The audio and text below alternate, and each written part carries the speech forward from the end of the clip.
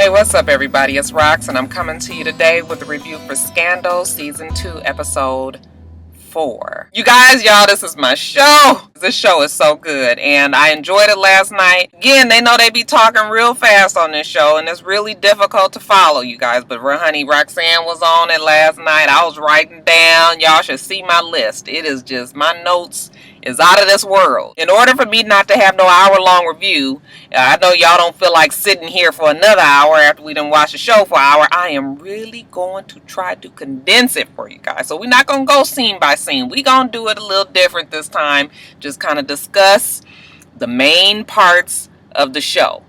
It's probably still going to be about 20 minutes. Alright, you guys. So first of all, Mellie and Fitz. I think Mellie and Fitz are finally over the charade that them two have been playing with each other. They know that their marriage is broken and maybe not even fixable. I don't even know if either one of them are willing to try to fix it, but they know that they have a job to do, which is be the president and the first lady. In public, they are the happy couple. Behind closed doors, the president is sleeping in the nursery on the couch. And I cracked up when Mellie went in there and was just like, you know, you funking up the couch. You don't need to be sleeping in here. And it was something that I tell my kids all the time, like, get your ass off my couch. Funking it up, ass been outside playing all day. Mellie, I think, is really getting to be to her limit on a lot of things, because you guys saw how she was just so pissed off and over it when the old snotty nose, whiny, bratty kid threw up on her skirt. You know, she's tired of doing these menial first lady type things, meeting kids, nursery school kids, you know, shaking everybody's hand, being, you know, she doesn't want to do that. She has bigger and better political aspirations and she is tired of the bullshit. She's pushing for these things to happen with or without Fitz, and more likely without Fitz, but more on Mellie later. Now, as far as this senator, Olivia's ex love interest, I think he is going to be around a lot. He is going to be around to kind of muddy the water between Fitz and Olivia, because we already know that Fitz and Olivia's affair is very, very much scandalous. He's there.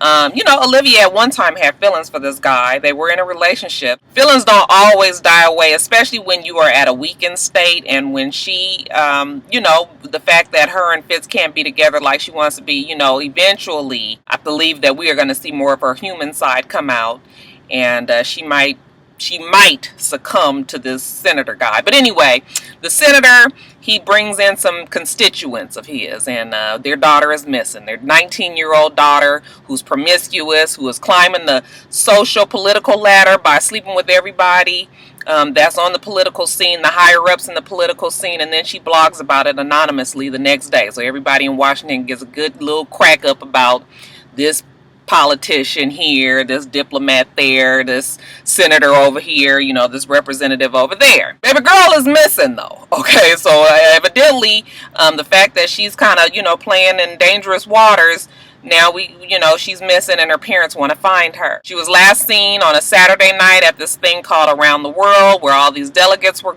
attending this party. Nobody knows where she is. Eventually they find this dead body. And once they realize that she has on the anklet that the parents told them about, then yes, it is the girl that was missing. They do an autopsy on the girl and they find out that from the glass that's in her that she was probably in a car accident, and they find out that the glass from the car was a spider. What we need to do is find out who has a spider in Washington, D.C., that may or may not have had some contact with this girl. Some gentleman named Mr. Alexander Lavitz, he did have a spider, and he just so happened to have had an accident that night. The cold part about it, you guys, is that Alexander Lavitz, when he got into this car accident, evidently the girl was not mortally wounded. Okay, she was still alive, and it looks like he may have dragged her body into the woods because he didn't want his name obviously tied up with this girl. I mean, she's 19 years old and everybody knows what she's good for. He left this girl to die. They got the car. His car was in an accident maybe 100 yards from where this girl's body was found, and they know pretty much for a fact that he was involved with this girl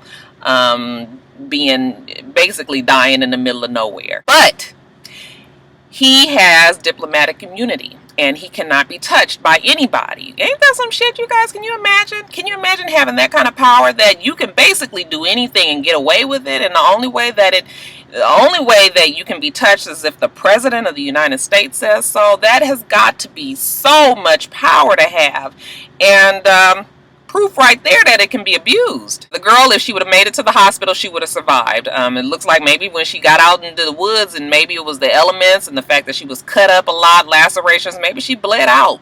What a horrible way to die. So like I said, the only way that they can catch this guy is for the president to remove his immunity. So what does Olivia do? She hightails it over to the president's house, okay, the White House. And she gets there, and Cyrus is like, listen, he is already a mess, okay? He's already all broke up over you guys. Last time you guys met, he is not doing well. He does not need to see you. You are not going to do anything but make things worse. So how about you just go away? Of course, Olivia is not going away. And, Cyrus is trying to get her to go. And then in walks the president. Now, I just want to say real fast, before I go on with this, that I was having a discussion with one of my viewers on my channel, and he was saying, or she, I'm not sure if it's a he or she, but they were saying that, they were really annoyed with the way that the president treats Olivia, and that he uses her, and that they feel like if the president needed to have her killed to keep his power, that he would do so, and that the only reason why he does this with Olivia is because of the power, and it's not really love. I was trying to point out to that person that no, the president does love Olivia. He was willing to walk away from the presidency, and they're the ones who made him stay. We went back and forth. They were saying no, that was just an act. He really wasn't going to do that. I was making the point that power is something that's used by both Olivia and Fitz. Yes, Fitz does use his power over Olivia, but Olivia does the same thing, because who else do you know that can just walk over to the White House and pretty much demand to see the president and, put her request in? Nobody. The only reason that she's able to do this, and the only reason that she's probably the only one that's able to do this, is because of their relationship. And they are both very powerful people, and they both play the power up to their advantage. Everybody who has the power to do something, it could be for good or for bad. People use their power all the time. So just because the president and Olivia are in this kind of illicit affair and everything, we cannot forget that both of them still play each other, use each other for their own benefit. But that happens all the time, and that's why I love this show, because it points out the not so black and white circumstances in life. Yes, we know that X plus Y equals Z, but all you got to do is add or subtract something from the equation, and it totally changes the outcome. Add feelings to it, okay? Subtract some common sense, okay? Divide it by the people that's all involved in this circumstances, and it totally changes everything. This is a good example of how people use power every day. Anyways, back to what I was saying. Olivia tries to get Fitz to take away the immunity, and Fitz was like, I don't know why the hell you here, but I'm not changing nothing, okay? Fitz has still got an attitude about the wood situation, so he's not really bendable. You can look at his face and tell that he's just kind of over it. He's just disgusted. I've seen the face. I've made the face. He don't feel like it no more. He's just whatever. He's tired of it. He's tired of trying to be nice to everybody. He's he's tired of his feelings being pulled around. He's just over it. So he's just like, I don't know what you came here for. You ain't getting nothing today. Olivia is so shocked. She can't believe that he's like that. So she kind of, she leaves. True to Olivia form, now she is really, really gung-ho. They turn up the pressure in the media, okay? They are all over the media saying how they want the president, the White House to step in. And, basically they know who killed the girl, but they can't do anything. Their hands are tied. It turns into this whole media circus. There's vigils that's set up outside of the White House. This is just like, I'm not moving on this. I know that it's, it's horrible what has happened, but I'm not getting involved. But Mellie, back to Mellie. Mellie has her own plans, okay? Like I told you guys, Mellie's got her own political agenda, and Mellie's just like, you know what? Once again, this fool ain't gonna do what he need to do. Let me step in. So she gets Olivia down to the office, and they're talking. Here we go with the power at play again, because they both need each other. Mellie needs to go out there and talk to the parents, and Olivia needs to force the White House's hand. So they use each other. Power, right? I'm willing to bet that Mellie probably could care less about them parents and the daughter, but she needs to make sure how she looks in front of the American people is, caring and from one mother to another. We got Mellie's number, and I'm not even mad at Mellie no more. I actually like Mellie because Mellie is just like I'm I'm gonna make it or break it without you, okay? And I'm all for woman's power. She a little skewed, but I like women who are smart and who are ambitious. And honey, Mellie, if she ain't the picture of ambition, I don't know who is. The funny thing is, Fitz has no control over the women in his life, none. Okay, he has no control over Olivia, and he has no control over Mellie. I mean, these women, they're very smart and they are dedicated and determined to get their whatever they're trying to do pushed forward. So he kind of laughing to himself like, I just got all these genius women in my life, and Fitz don't need another 4-year term. He needs to go on and throw in the towel. This man, this is gonna kill this poor man. This job ain't for him. So now the White House has to do something. Cyrus actually calls Olivia and says, to meet for dinner, and she meets him at a restaurant. Turns out that it's not with Cyrus, it's with the president. The Secret Service show up, everybody in the restaurant disappear, and it's just the Secret Service, the president, and Olivia. He's telling her, listen, all I could do was I had to send him back to Uzbekistan or wherever the hell he's from. He's deported. He's no longer here. Nothing else I can do about it, okay? That's it. He's upset about it. They're fussing back and forth and everything. But then President, he just all of a sudden kind of switches it and is like, you know what? You were right. You want me to leave you alone? I'm going to leave you alone, okay? I got kids. I got a wife. I got a baby on the way. I'm the president of the United States. This is just not going to work. I am about to leave you alone because that's what you told me you wanted me to do, right? She's just like, yeah, that's what I wanted, but she got this look on her face like, no, that's not what I wanted. That's not what I said. But she got to keep it all together. He's just like, okay, well, I'm gonna let you go, and I'm gonna go on with my life. Make sure you order whatever you want. It's on me. I was like, damn. That was like some old hard heart shit right there, huh? He meant it, okay? So at least he meant it to her. We all know how he really feels, but yeah, I think he's probably tired of going back and forth, and they both are tired of going back and forth. However, Olivia obviously was not expecting that. As many times as she's told him to leave her alone, we all know that she does not want him to leave her alone. She's relied on the fact that he was not going to leave her alone. So I think that maybe when she looked in his face and he looked like he really meant it this time. Okay, so she is broken up about it. Strangely enough, I didn't feel that sorry. Because it was almost like Olivia had got a little bit too big for her britches, okay? Like she was starting to really feel like she could use her control with the president, to really further her own agenda. And my mama has always told me, do not ever think that you're not replaceable. Don't ever think that that somebody else can't do the job. Don't ever think that don't get too big for your damn britches. And I think Olivia was heading there. So this kind of put the little skirt on everything. Now we know that Olivia is not invincible anymore. She really is a human being again with faults and all of that. Everything is not perfect for Olivia Pope. But also like Olivia Pope, she gets herself back together. She goes and tells the parents that he's deported back to wherever he came from, and that's it. The father is pissed. He's like, you know what, that man killed my damn daughter, and all you got to tell me is that he didn't went back to the Middle East. Like, what kind of punishment is that? He is mad.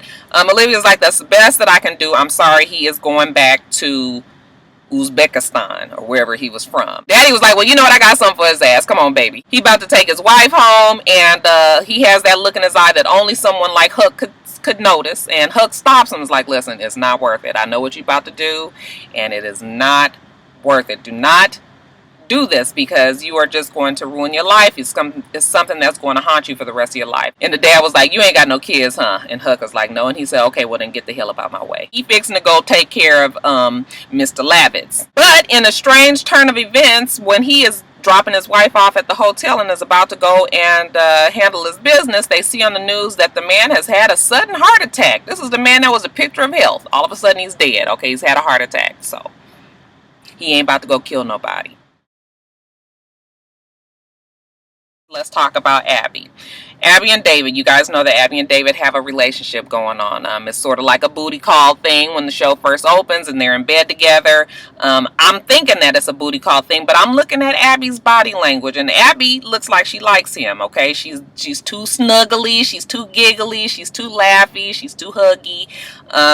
This is a little bit more to her than just a screw. I'm not really sure about David. You know, his phone rings, he sends her off, and it's his assistant, the Asian girl, and who I really do like, by the way. I really kind of wish he and her would hook up. But anyway, she's just like, have you gotten any information? He's just like, no, she's not bending or anything. So then I was like, okay, so now you really are using Abby, and Abby really likes him. So I was starting to get a little soft spot in my heart for Abby. When Abby gets enough of the secrets, you know, David doesn't really tell her anything. He doesn't let her come around as much. He's never been to his house and everything. You know, she just has enough. So the detective in her, she goes and breaks in his house. She sees all of the stuff up on the wall, the beautiful mind paperwork, and she's just like, what the hell is going on? Instead of her confronting him, she breaks back in one night when she knows he's there, takes off all her clothes. He happens to be taking a shower. She gets in the shower with him and is just like, what is this that we have? Tell me right now. Is this a booty call? Are we just bed buddies, or is this something more? And David has to admit to himself that it is something more. He does like her. Okay, so then I was like, okay, David, I like you again. I don't like when men use women like that. Like, you know, just be real. If you like them, you like them. If you don't, you don't. But you need to be truthful with how you feel. So she was just like, okay, well then let's discuss this. Okay, so Abby is going to be a loose string because Abby has kind of had it up to here with Olivia. Abby's problem is that Olivia doesn't tell her anything. Of course, we know that Olivia doesn't tell her anything is because Olivia is dealing with very large secrets. But there's no way that Abby can know that. All she knows is that Olivia doesn't trust her enough to tell her anything. However, Olivia wants them to all have their trust in her. I think that could probably wear on your nerves eventually. I mean, I'm telling you all my business. You ain't telling me nothing. Like, what I'm looking like? What kind of fool I'm looking like? You have all this control over me and I have none for you. So, starting to see Abby's side a little bit more, and you guys helped me with that last week because I was so through with Abby. But then, you know, when you guys started telling me that, and I was just like, yeah, you know what, you're right. That probably would wear on my nerves a lot also. Other loose string, of course, is Quinn. Now, Quinn is even starting to question. Now, Quinn's life has been saved and spared. She don't know why. Quinn cannot deal with the just not knowing why. You know, she wants to know what happened. What did these people do to save her, to change her life totally.